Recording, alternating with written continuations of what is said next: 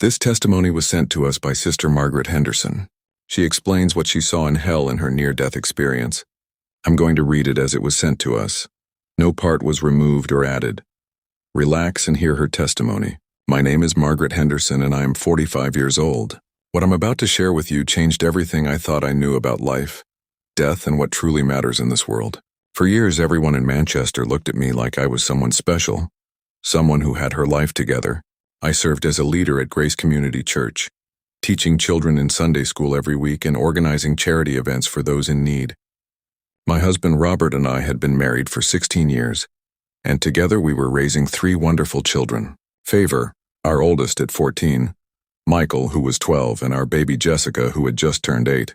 To everyone who knew me, I was the woman with the constant smile, the one who would show up at your door with a hot meal when you were sick, the one who would sit with you and pray when life got hard.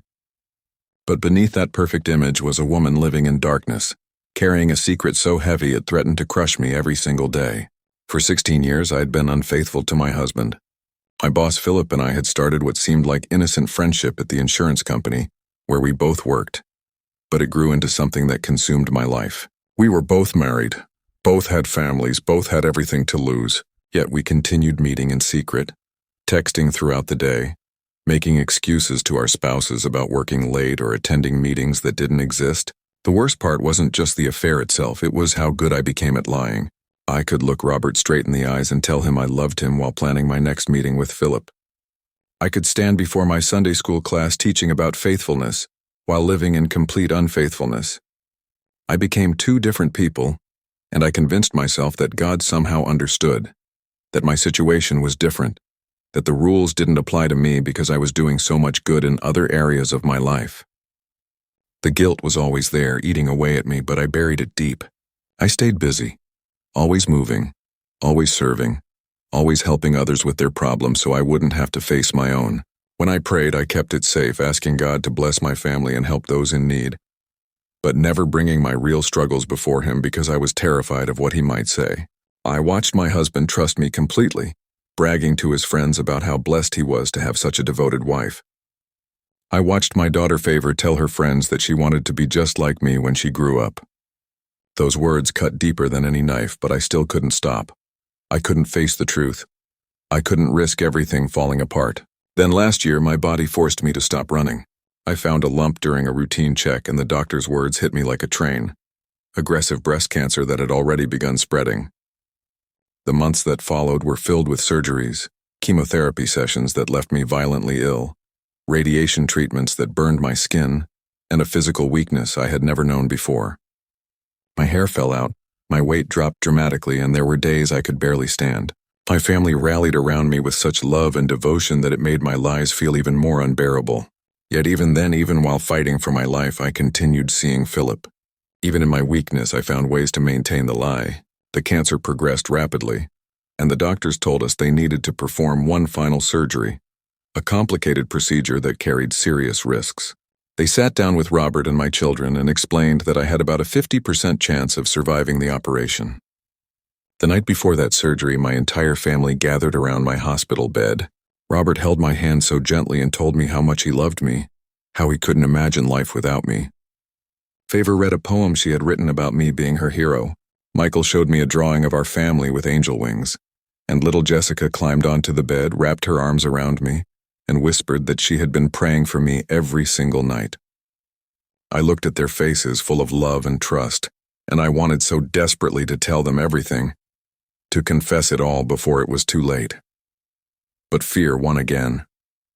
I smiled and told them I loved them and that everything would be fine.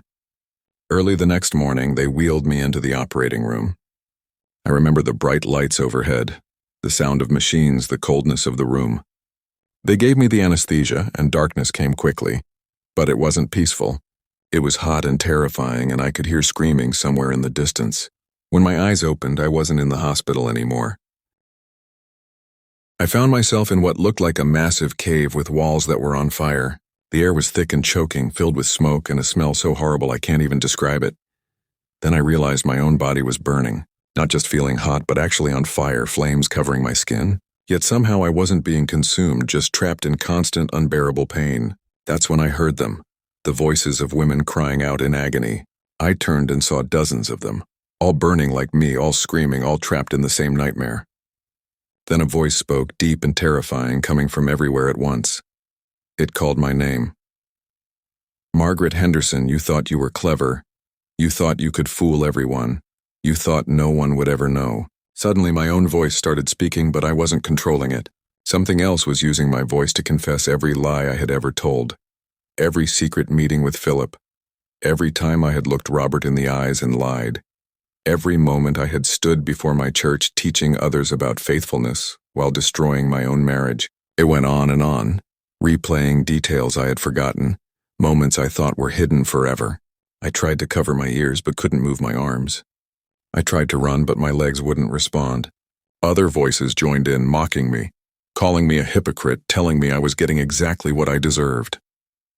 The other women around me were telling their stories too, confessing their own betrayals and lies, and our voices mixed together in a horrible chorus of regret and suffering. Time felt different there, like hours and eternity happening simultaneously. The burning never stopped. The shame never lifted. The voices never went quiet. Then everything changed. A new light appeared. Not the red glow of fire, but something pure and white and clean. It grew brighter until I had to close my eyes, and when I opened them again, I saw Jesus. I knew it was him immediately, even though I had never seen him before. His face was beautiful, but filled with such sadness, and tears were running down his cheeks. The moment he appeared, the demon stopped talking, the flame stopped burning, and everything became silent except for the sound of his weeping. He looked directly at me and said, "Margaret, you were never honest with me. You never brought your real struggles to me. You prayed about safe things, but never trusted me with your actual heart." I tried to speak, but no words would come. He continued, "You helped so many people and did so many good things. You truly did love me and love others, but you never loved yourself enough to be honest. You never believed I could love you exactly as you are, with all your problems and failures." Then he said something that broke me completely. "But I still love you, Margaret. I have always loved you. Even when you were lying to everyone else, you could never lie to me. I knew about Philip. I knew about every secret. I knew about every moment you felt like a fraud standing in front of your church. I knew it all, and I still loved you."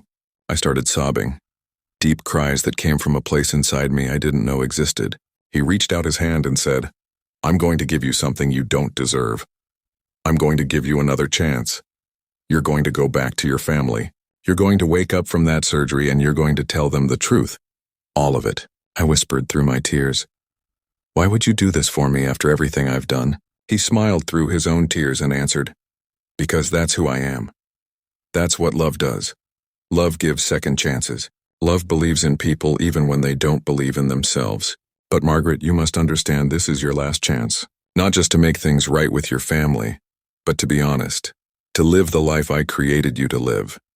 To be the person you really are underneath all those lies." The light grew brighter and I felt myself being pulled away from that terrible place. His voice faded, but I could still hear his final words. "Tell them about me, Margaret. Tell them I love them. Tell them I am real. Tell them that honesty is the only way to truly live." The next thing I knew, I was opening my eyes in a hospital recovery room. Machines were beeping. Medical staff in white coats surrounded me, and I could hear Robert crying and calling my name. The doctor later told me I had been unconscious for 3 days and that my survival was nothing short of miraculous. When I looked around the room, I saw my entire family. Robert was gripping my hand. Favor and Michael stood by the window looking exhausted, and little Jessica was curled up sleeping in a chair. They all looked so tired, so worried, so full of love for me. The first words out of my mouth were, "I have to tell you something. I have to tell you the truth." Robert leaned close and asked what I needed to say, and right there in that hospital room with my children listening, I confessed everything. I told them about Philip, about 16 years of lies, about my double life, about how sorry I was, and about how Jesus had given me another chance to be honest. I expected anger and rejection, but Robert just held my hand tighter and started crying. He said, "Margaret, I've known something was wrong for years. I didn't know what, but I knew you were carrying some burden. I'm so sorry you felt you couldn't tell me." My children didn't understand everything, but Favor hugged me and said she still loved me. Michael said we would figure it out together. Even Jessica woke up and climbed onto my bed saying she was just happy I was awake. The weeks that followed were incredibly difficult. I had to tell my pastor and step down from all my church positions. I had to end things with Philip permanently and face the people I had hurt. Some church members felt betrayed and angry, and I understood why. But others surprised me with grace, saying my honesty helped them feel they could be honest about their own struggles too. Robert and I started counseling, working through years of hurt and broken trust. It was painful, but we both wanted to build something new and honest rather than trying to repair what had been broken so long. I learned through therapy that I had been trying to be perfect for so long that I forgot how to be real. I thought if people knew the real me, they wouldn't love me anymore. But the opposite proved true.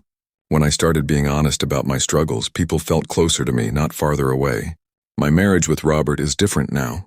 Not perfect, but honest. We talk about real things and pray about actual struggles, not just safe topics. My children are learning about temptation, forgiveness, and second chances in ways I could never have taught them while pretending to be perfect. I still share my story, not because I'm proud of what I did, but because Jesus sent me back for a reason. He sent me back to tell people that hell is real, that our choices matter, that we cannot fool God even when we fool everyone else. But he also sent me back to tell people about his love, about how he gives second chances to people who don't deserve them, about how he never gives up on us, even when we give up on ourselves. I'm still fighting cancer and I don't know how much time I have left. But whatever time I have, I want to spend it being honest, being real, being the person God created me to be. If you're listening and living a lie like I was, you don't have to wait until you're dying to tell the truth. Jesus loves you exactly as you are right now with all your problems and secrets. He's not waiting for you to get your life together before he accepts you. He's waiting for you to be honest with him about where you really are. You don't have to be perfect, you just have to be real. That's what I learned in that terrible place, and that's what I want to share with you. Hell is real, but so is heaven. Judgment is real, but so is forgiveness. You get to choose every day between honesty and lies, between the real you and the fake you. I chose to hide for 16 years, and it almost cost me everything. But God gave me another chance, and I'm giving that gift to you by telling this story. You are loved. You are forgiven. You are given new chances every day. Don't waste them like I did. Don't wait until it's almost too late. Thank you for listening. If you have been blessed, please like this video. It will help YouTube to show it to more audience who need to hear about these testimonies today. Also, share this video to your loved ones.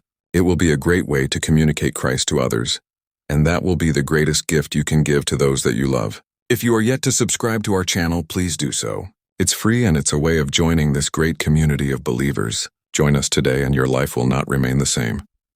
Until next time, remain blessed.